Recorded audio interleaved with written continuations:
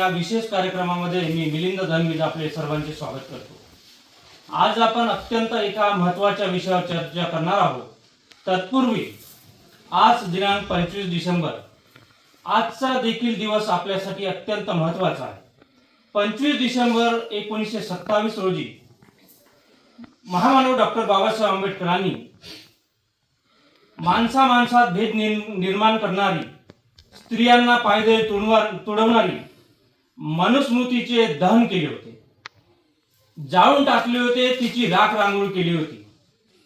आणि त्यास 25 डिसेंबर निमित्त मनुस्मृती दहन दिनाच्या निमित्तानं मी आज सर्वांना शुभेच्छा देतो आणि विषयाला सुरुवात करतो। विषय असा आहे की एससी मधील मागास प्रवर्गातील उपवर्गीकरणाचा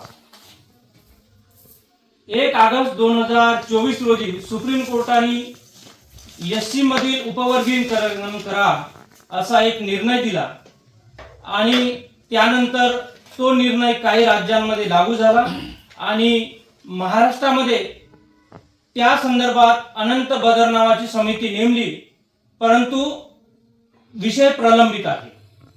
नुकतेच हिवाळी अधिवेशन नागपूरला पार पडले आणि या अधिवेशनामध्ये काही आमदारांनी विधान भवनाच्या पायऱ्यावर बसून आंदोलन केलं। त्यांची अशी मागणी होती की हा विषय तात्काळ लागू करा, उपवर्गीकरण एससी मध्ये लागू करा, यासाठी त्यांनी फलक तसे हातामध्ये घेऊन विधान भवनाच्या पायऱ्यावरती आंदोलन केलं। त्या पुण्यावरून आलेले जे अमित गोरखे नावाचे आमदार होते, त्यांचं असं म्हणणं होतं की बौद्धांमध्ये ज्या 59 अनुसूचित जातीमध्ये ज्या 59 जाती येते आणि त्यामध्ये काहींनाच या आरक्षणाचा लाभ मिळालेला आहे, त्यांच्या घरामध्ये शिक्षण गेलं, नोकऱ्या गेल्या, परंतु काही लोकांना या आरक्षणाचा लाभ अजूनपर्यंत मिळालेला नाही आणि म्हणून सर्वांना या गोष्टीचा आरक्षणाचा लाभ मिळाला पाहिजे आणि म्हणून हे एससी उपवर्गीकरण अबकडं लागू झालं पाहिजे अशी डिमांड त्यांनी अधिवेशनामध्ये केलेली आहे। या एकूणच विषयावरती आपल्यासोबत बोलण्यासाठी आज भीमटाईकर सेनेचे संस्थापक राष्ट्रीय अध्यक्ष दादासाहेब शेळके आहेत। दादासाहेब जय भीम। जय भीम। दादासाहेब, एकूणच एससी मधील जे उपवर्गीकरण आहे या विषयावर तुमची काय भूमिका आहे? पहिल्यांदा आपल्या सर्वांना माहित असेल 1 ऑगस्ट 2024 ला सर्वोच्च न्यायालयाचे तत्कालीन सरन्यायाधीश DY चंद्रचूड साहेब आणि 7 जजच्या खंडपीठाने हा निर्णय दिलेला आहे। तो सुप्रीम कोर्टाचा निर्णय आहे आणि सुप्रीम कोर्टाचा निर्णय भारतीय संविधानाच्या आर्टिकल 142 नुसार तो भारताचा कायदा असतो, तो सर्वांवर बंधनकारक असतो। ही जरी एक बाजू असली तरी सुप्रीम कोर्टाच्या जजमेंटवर माझं मत व्यक्त करण्याचा अधिकार मला भारतीय संविधानाच्या आर्टिकल 19(1) ने दिलेला आहे आणि म्हणून मी माझं मत मांडतो। कारण जनरली बघितल्यानंतर 1960 ला एक सुप्रीम कोर्टाचं जजमेंट आहे बेरबुरी नावाचं, आणि त्यामध्ये असं सांगितलं की एखाद्या विषयावर काही स्पष्ट संविधानात लिहिलेलं जर नसेल किंवा एखाद्या कलमाला अनुसरून काही स्पष्ट काहीतरी त्याचा उल्लेख नसेल, संदिग्ध काही विषय असेल, तर त्यासाठी सुप्रीम कोर्टाने जजमेंट देत असताना 2 गोष्टीचा आधार घेतला पाहिजे। एक संविधानाचं प्रेमळ आणि दुसरं संविधानामध्ये ज्या डिबेट झाल्या संविधान सभेमध्ये चर्चा, आणि त्याला अनुसरून हा निर्णय दिला पाहिजे। परंतु मला स्वतःला वाटतं की हा जो निर्णय आहे संविधानाच्या जे बेरबोरी प्रकरणाचे सुप्रीम कोर्टात जे जजमेंट आहे त्याच्या विरोधात आहे, बाकीच्या ज्या संविधान सभे म्हणजे डिबेट झालेले आहे त्याच्याही विरोधात आहे, म्हणून मला हा निर्णय संविधान विरोधी वाटतो। दादासाहेब, कदाचित जर सरकारला हे वाटत असेल की उपवर्गीकरण लागू झालंच पाहिजे, तर मग हे कुठल्या नियमावरती दिल्या गेल्या पाहिजे, कुठल्या याचे जे काही नियम आहेत, आणि मग हे जर या कुठल्या नियमानुसार दिल्या गेलं पाहिजे, मग हे जर दिलं तर याचे परिणाम काय होतील? नाही, मला काय म्हणायचं एक लक्षात घ्या, आपलं संविधान पृथ्वीसारखं फिरतं, आपल्या संविधानाला शेवट नाही। काय म्हणत असते की बा सुप्रीम कोर्टाचा निर्णय, पण हे तुम्हाला कदाचित माहित असेल, सुप्रीम कोर्टाचा निर्णय सुप्रीम कोर्ट बदलू शकतं, संसदही बदलू शकतं. आपल्या सर्वांना माहित असेल 1951 ला एक शंकरी प्रसाद विरुद्ध भारत सरकार नावाचं जजमेंट होतं. त्या जजमेंट मध्ये असं सांगितलंय की संसद ही संविधानात काही बदल करू शकते. पुन्हा 1965 ला सज्जन सिंग विरुद्ध राजस्थान या जजमेंट मध्ये काय सांगितलं की सरकार संविधानाचा कोणताही पार्ट बदलू शकते. परत 1967 ला गोलकनाथ विरुद्ध पंजाब स्टेट मध्ये काय सांगितलं की संसद संविधानाच्या मूलभूत हक्काला हात लावू शकत नाही. म्हणजे 1951 ला दिलेला सुप्रीम कोर्टाचा निर्णय 1967 ला गोलकनाथ प्रकरणाने तो मोडलेला आहे. त्यामुळे मला वाटतं का घाबरायचं काही कारण नाही, पाहत हे यंडच आहे असं होणार. परंतु जेव्हा जेव्हा आता आरक्षण दिलेलं असेल त्या संदर्भात संविधान सभेमध्ये सविस्तर चर्चा झालेली आहे. मला एक संदर्भ आठवला, तारीख होती 30 नोव्हेंबर 1948. संविधान सभेमध्ये बाबासाहेब आरक्षणाच्या संदर्भात बोलताना म्हणतात आरक्षण हे डेव्हलपमेंट नाही, ते विकासासाठी नाही, ते पर्याप्त प्रतिनिधित्व आहे, सामाजिक न्यायाचा मार्ग आहे, तो गरिबी हटविण्याचा कार्यक्रम नाही. सगळ्या चर्चा बघा तुम्ही अवघड संदर्भात, आम्ही गरीब आहोत, आम्ही गरीब आहोत. बाबासाहेब काय म्हणतात, आरक्षण हे सामाजिक न्यायाचा मार्ग आहे, दारिद्र्य निर्मूलनाचा नाही, गरिबी हटविण्याचा नाही.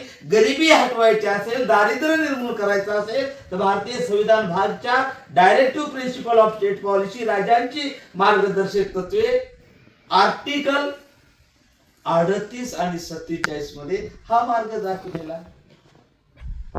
पण दुर्दैवाने लोकशाही असल्यामुळे लोकांना आरक्षणाचा हा अर्थ समजला नाही. आणि आपल्या देशात लोकशाही, त्यामुळे जसे ज्याला वाटेल तसं ते नाकात वारं घुसल्यासारखं ते आपापल्या परीने प्रत्येक जण आरक्षणाची व्याख्या करतं. हे सर्वात मोठं दुर्दैव आहे. दिलेलं आरक्षण हे चुकीचं आहे. दिलेले आरक्षण हे एससी मध्ये फूट पाडणार आहे. कारण 1954 ला एक माझ्या वाचनात बाबासाहेबाचा राज्यसभेमधला एक संदर्भ आला. बाबासाहेब एक खासदार असताना राज्यसभेचे काय म्हणतात की हे जे आरक्षण आहे, मला माहित आहे जाती म्हणून आम्ही सगळे केव्हा एक होणार नाही, पण प्रवर्ग म्हणून, जात म्हणून माझी जात बौद्ध, कोणी मातंग असेल, कोणी चांभार असेल, असं म्हणून आम्ही एक होणार नाही, पण प्रवर्ग एससी प्रवर्ग म्हणून आम्ही 59 जाती एक होऊ. अशा प्रवर्गाच्या नावावर 59 जाती एक होणं म्हणजे खऱ्या अर्थाने ही जाती अंताच्या लढाईची सुरुवात आहे. आणि हा सुप्रीम कोर्टाने दिलेला निर्णय खऱ्या अर्थाने येतं त्या गोष्टीला छेद देतो. म्हणजे बाबासाहेब एक करण्याची भाषा करतात प्रवर्गाच्या माध्यमातून आणि सुप्रीम कोर्टाचं जजमेंट फोडण्याची भाषा करतात. म्हणून मला वाटतं याला आपण चॅलेंज कसं करता येईल हे बघितलं पाहिजे, याला आव्हान कसं देता येईल हे आपण बघितलं पाहिजे. कारण मुळातच सुप्रीम कोर्टाचा निर्णय अंतिम नाही, तो शेवट नाही. त्याला संसदेतून ते रद्द करता येतं किंवा सुप्रीम कोर्टात परत आपल्याला याचिका दाखल करता येते. शेवटचा मार्ग नाही. संविधान विरोधी हा निर्णय, यासाठी आपण रान पेटविलं पाहिजे असं मला स्वतःला वाटतं.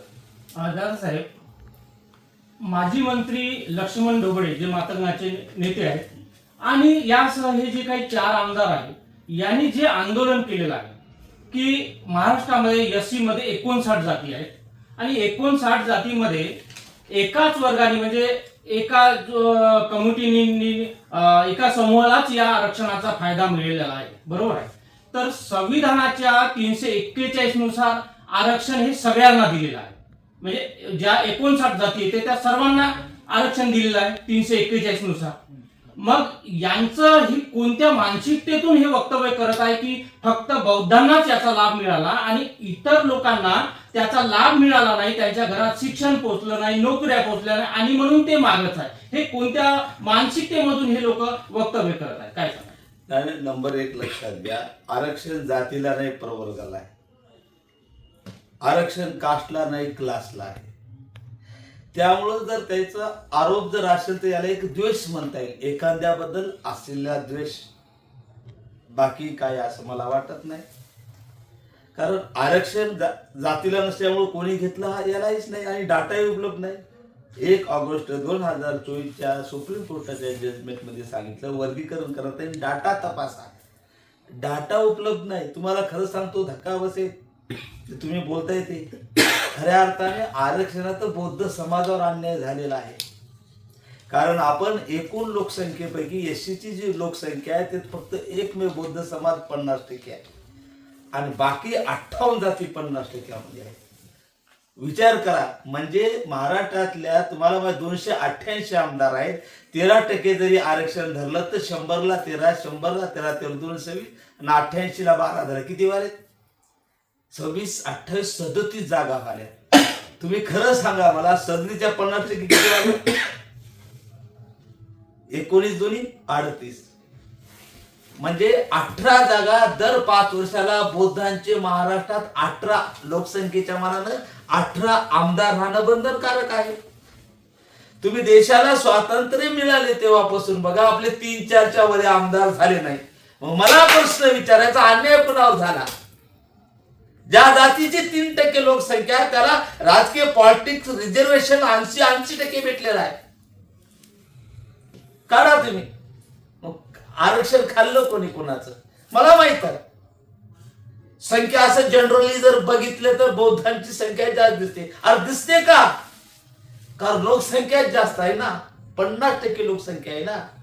मला वाटत नाही आपण फार झालं तर लोकसंख्येच्या प्रमाणात कर्म याच्यामध्ये नोकरीमध्ये आपण जास्त नाही, परंतु डाटा उपलब्ध नाही म्हणून त्यांचं हे बोलणं बिनबुडाचं आहे. त्यासाठी जनगणना जर केली तरच रियालिटी समोर येईल.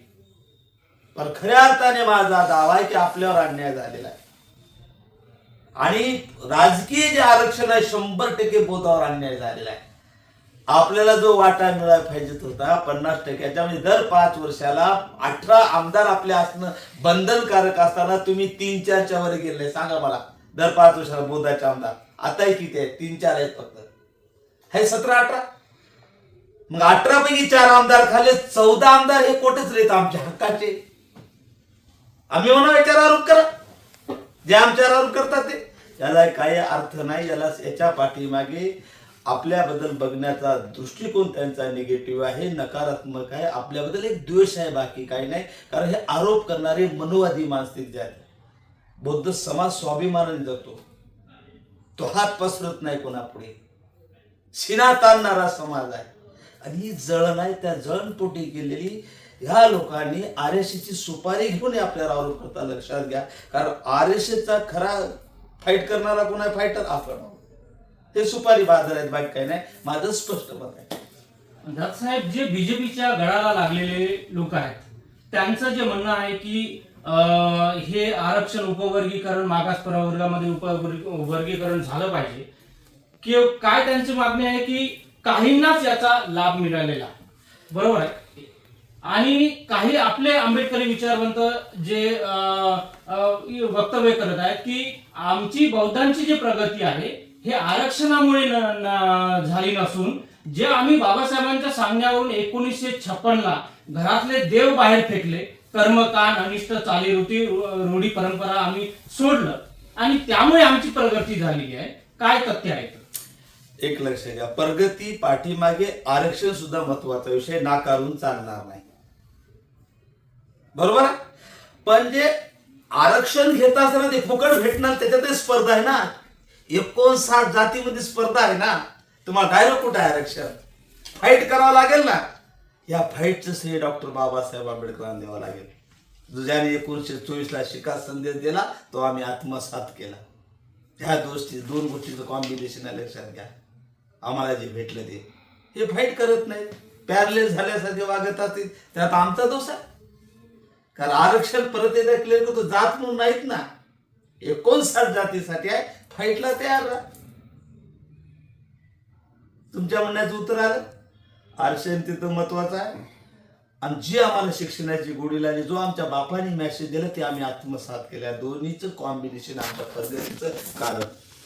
दादासाहेब, माझा शेवटचा प्रश्न आहे की माझा या एससी उपवर्गीकरणाच्या मागे सरकार असो किंवा न्यायालय असो यांचा मुख्य उद्देश काय असू शकतो की हा जो वर्ग आहे हा कधीही आपल्या विचाराशी जुळत नाही, कधीही आपला गुलाम होत नाही आणि म्हणून यांचे आपसामध्ये कलह निर्माण करायचा किंवा आपसात भांडण लावायचे असा यांचा हेतू आहे का? काय वाटते? नाही, प्रश्न लक्षात घ्या. आपण कोणाला फॉलो करतो? डॉक्टर बाबासाहेब आंबेडकर. आमचं बाबासाहेब काय सांगतात? माणसं जोडा. ते कोणाला फॉलो करतात? मनुवाद्याला. मनुवाद काय सांगतो? मनुस्मृती काय सांगते? मनु काय सांगतो? माणसं तोडा. ते त्याचं काम करतात, आम्ही आमचं काम करतो. आलं लक्षात? त्याच्यावरून काय अपेक्षा करणार? ते आपल्या मानसिकतेची माणसं आहेत का? अजिबात नाही.